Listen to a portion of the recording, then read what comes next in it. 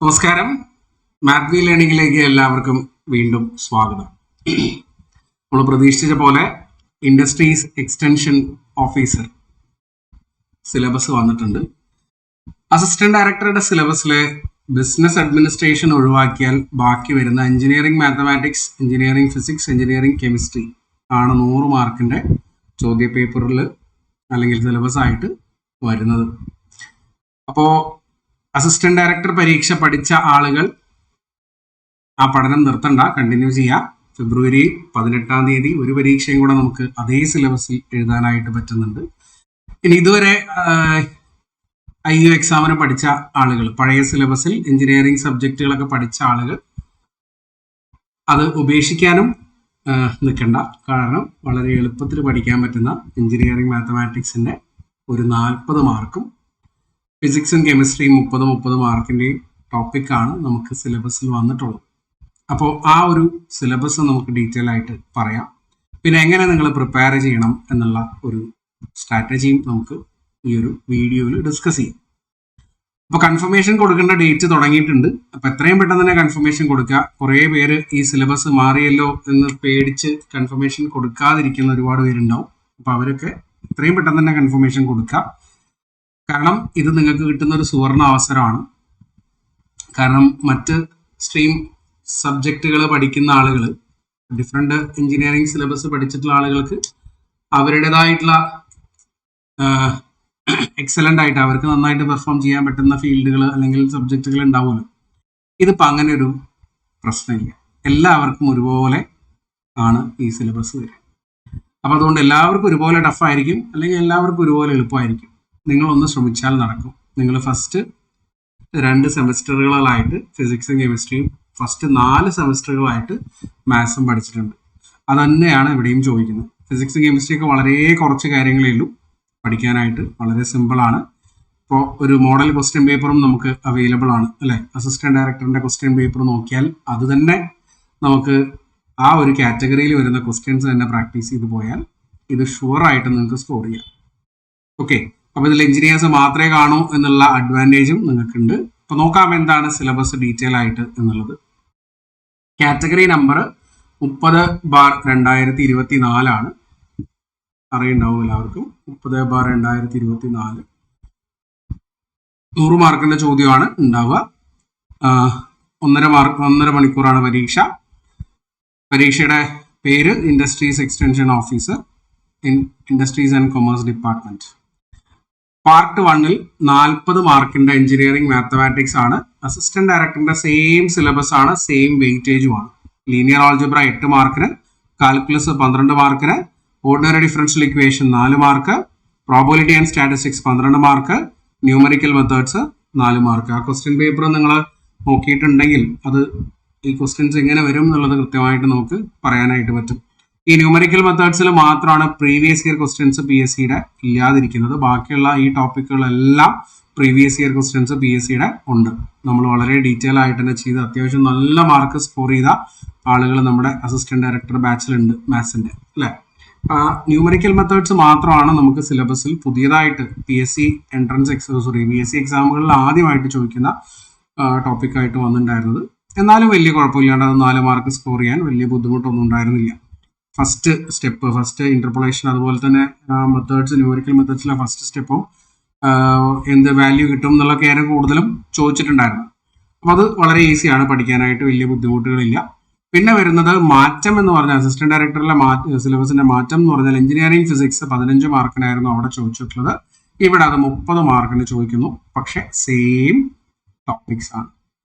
Applied optics 10 മാർക്സിന് ചോദിക്കും. Solid state physics 10 മാർക്കിന്, അതുപോലെ അക്വാസ്റ്റിക്സ് 10 മാർക്കിന്. അങ്ങനെ 30 മാർക്കാണ് ഇവിടെ ചോദ്യം. വളരെ ബേസിക് ആയിട്ടുള്ള സിമ്പിൾ ആയിട്ടുള്ള ടോപ്പിക്കുകളാണ്. ഒന്ന് നോക്കിയാൽ നിങ്ങൾക്ക് കിട്ടുന്ന ടോപ്പിക്കുകളാണ് ഫിസിക്സിൽ പഠിക്കാനുള്ളത്. സെയിം ആസ് കെമിസ്ട്രിയിലും അങ്ങനെ തന്നെയാണ്. വളരെ ബുദ്ധിമുട്ടുള്ള ടോപ്പിക്കുകളൊന്നും ഇല്ല കെമിസ്ട്രിയിലും. വളരെ ബേസിക് ആയിട്ടുള്ള കാര്യങ്ങളാണ്. 30 മാർക്കിന് ചോദിച്ചിട്ടുണ്ട് എന്ന് മാത്രം. കെമിസ്ട്രി ഓഫ് മെറ്റീരിയൽസ് ആണ് ആദ്യത്തെ 10 മാർക്കിന്റെ ചോദ്യം.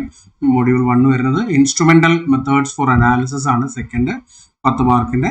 അതുപോലെ തന്നെ എൻവയോൺമെന്റ് ആണ് 10 മാർക്കിന് ചോദിക്കുന്ന അടുത്ത ടോപ്പിക്. അപ്പോൾ 30 മാർക്കാണ് ഫിസിക്സ്, 30 മാർക്കാണ് കെമിസ്ട്രി, 40 മാർക്കാണ് മാത്സ്. അങ്ങനെ ടോട്ടൽ 100 മാർക്കിന് നിങ്ങൾക്ക് ഈ ഒരു ടോപ്പിക്കുകൾ പഠിച്ച് ഈസി ആയിട്ട് പാസ്സാവാൻ പറ്റുന്ന ഒരു എക്സാം ആയിരിക്കും ഈ വരാൻ പോകുന്നത്.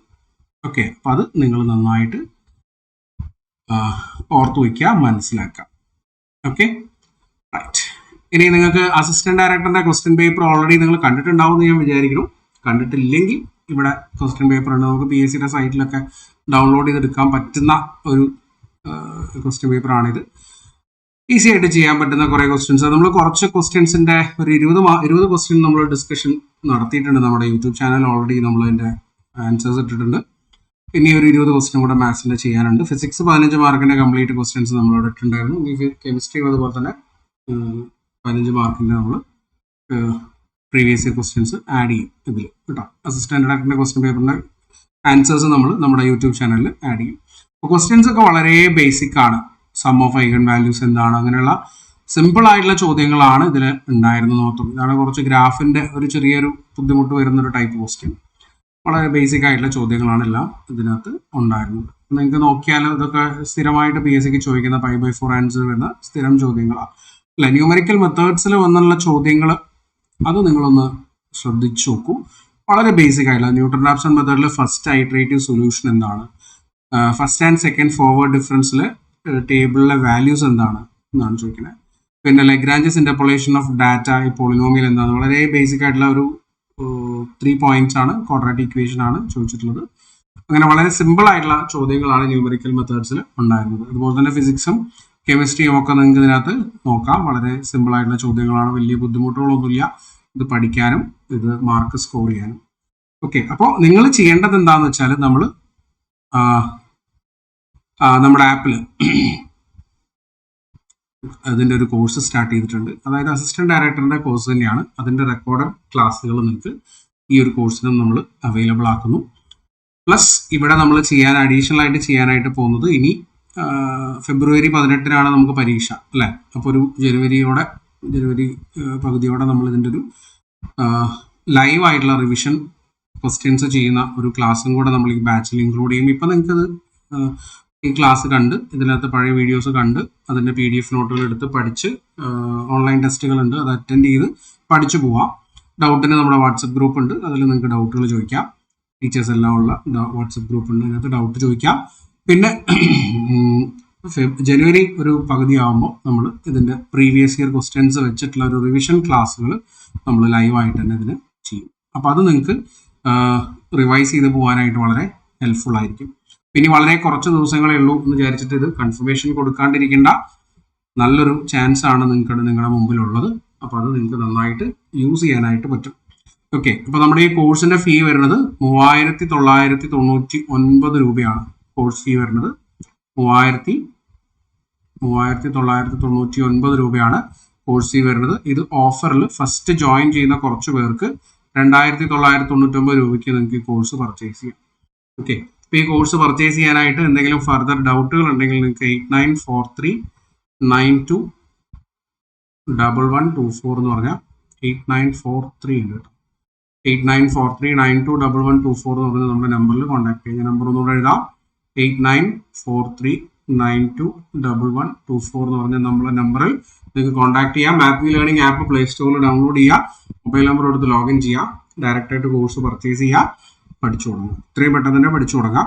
കംപ്ലീറ്റ് സിലബസ് ഉള്ള വേറെ കോഴ്സുകളൊക്കെ നിങ്ങൾക്ക് ഓൺലൈനായിട്ട് അവൈലബിൾ ആണോ എന്ന് എനിക്കറിയില്ല. എന്തായാലും ഇത് കംപ്ലീറ്റ് നിങ്ങളുടെ syllabus strict to your syllabus ആണ് ഈ ഒരു കോഴ്സ് കംപ്ലീറ്റ് ഉള്ളത്.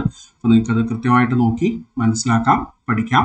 നിങ്ങൾ നോക്കുകയാണെങ്കിൽ നിങ്ങൾക്ക് ഇവിടെ കാണാൻ പറ്റും നമ്മുടെ കോഴ്സിൽ കണ്ടന്റുകൾ. എഞ്ചിനീയറിംഗ് മാത്തമാറ്റിക്സിൻ്റെ 83 വീഡിയോസ് ആണ് നമുക്കുള്ളത്.